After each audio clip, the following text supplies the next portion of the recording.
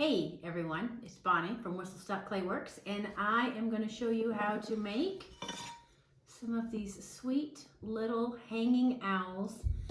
These were all made by my children, and they have a little hole in here so you can hang these on the wall. They are super adorable, and there can be sort of all sorts of different styles because owls are all different. So you're going to want to start with about this much clay. It's maybe, I don't know, a little bit less than a baseball. You're going to take this amount of clay, you're going to roll it in a ball, and then you're going to kind of squish it into like a hamburger patty. And you're just going to kind of keep squeezing it and kind of pressing it. If you want to press it on a table, you can kind of press it on a table. You want to get it till it's about as thick as your thumb. And then once you get it about this thick, you're going to lay it down on the table. Now we're videoing this from my house, and so I have a nice table that is lined with canvas. You probably won't have that at your house. So what you can do if you don't have this at your house is you can use newspaper. And so you can lay the newspaper down on your table, fold this on the top. You probably won't have a clay rolling pin like I do. This is like your food rolling pin that you'll do pies and stuff with. So this will kind of keep the clay off of it. You can kind of roll it back and forth like this. For the sake of showing you what to do, I'm not going to use the newspaper because it will impede your ability to see what I am doing. So when I roll this clay, I'm going to kind of roll it back and forth once or twice. I'm going to pick it up and I'm going to turn it over. I'm going to keep rolling it long ways. I'm not going to turn it this way and go this way.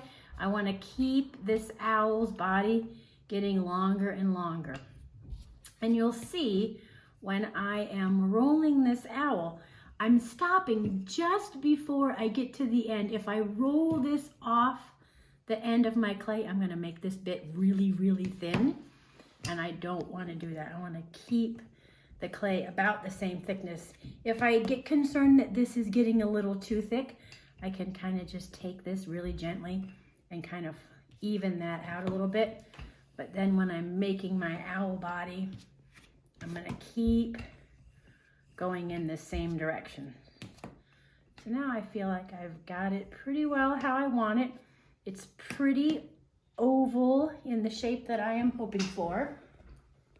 Now I will be a little concerned, like there's a few little cracks here which aren't a big deal. This crack right here is a little bit more of a concern, so I'm just gonna kind of put a little bit of this slip in here and minimize those cracks. This other side looks really fantastic. So now I want to create the owl face. So how I'm going to do that is I'm going to take this pencil and I am going to roll this pencil in some handy dandy newspaper. And then I'm going to take my fork and I'm going to do a little scoring here. I'm going to do a little scoring here. Then I'm going to get some slip, put a little liquid clay in there.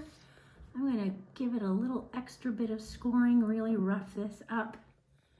And then I'm going to take this bit and I'm going to fold it over. And I'm going to kind of ease this here. If I press it too quickly, I'm going to split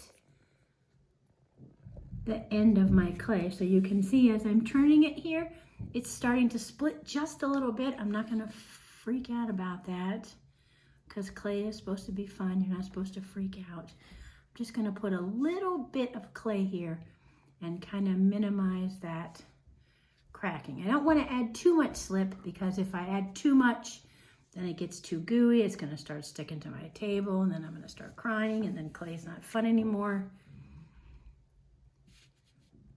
So I've got my face formed. Now I'm going to just keep this little rolled pencil in here because I want to make sure that that doesn't close up. So now I want to form my tail and my wings. So I'm going to take my knife and I'm gonna cut out 2 little pieces of pie, or maybe pepperoni pizza. And that is how I'm gonna create my tail. So the tail's right here.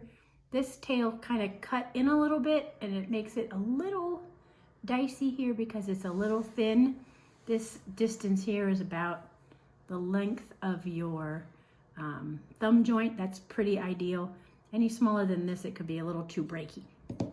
So I've got my wings formed, I've got my tail. So now I'm gonna maybe just take the end of my paintbrush. Sometimes people are tempted to use their knife to sort of make some lines in here. If you do this, you are tempted to cut too deeply because the function of a knife is in fact to cut. Whereas we don't really want to cut this clay, we just want to make some lines. So I'm going to choose to use the end of my paintbrush. That is a lot safer. And then I'm going to take the end of this little Crayola marker. It has this nice circle here that you wouldn't necessarily think is a great clay tool until you go to make an owl, and you can find that you just take it and it makes these nice little feathery bits. You don't want to stick it in too deep. If your clay is a little wet, the clay will start sticking to here. If you have like a little flour or a little cornstarch, you can kind of add a little of that to your end of your Crayola marker, and that will make your tool not stick. So now I have my feathers pretty well added. I'm pretty happy with that.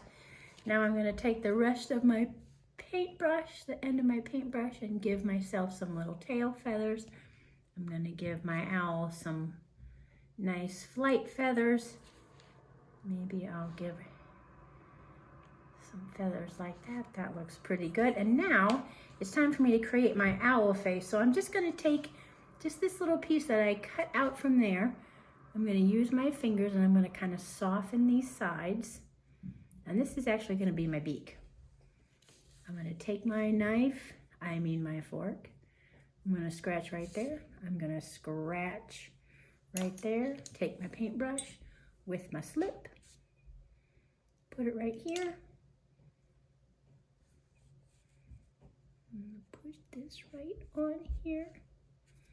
That's nice. That's his little owly beak. And then I'm going to try to take this other bit and I'm going to try to break it into 2 even-ish pieces. That's pretty close. I'm going to make these into little balls. I'm going to kind of compress that. Let's see how similar that is. Not so great. There, that's a little bit better. They're pretty similar in size. And then I'm going to take my fork, scratch, scratch, scratch, scratch, scratch, scratch, scratch, scratch, scratch, scratch, scratch, scratch, scratch, scratch, scratch. Then I'm going to add some Slippo. And I'm going to take my eyeballs, stick my owl eyeballs on here. And then the thing that I'm going to do that I would encourage you to do is just take the end of your paintbrush, hold your eye down, take your paintbrush, kind of give him a little pupil, and then pull that out. That addition of that pressure right there in the middle is going to make sure your eyeballs stick on there. You can, if you want, add some other stuff to your owl. You can always take some bonus clay out of your bag, roll out a little coil here, and you could make angry eyebrows for your owl. You could also make a little branch for him to sit on if you want to make a little branch for him to sit on. I'm going to make some angry eyebrows. So I'm going to try to get clay that is about the same length so that my angry eyebrows are approximately the same. That looks to be a little too long.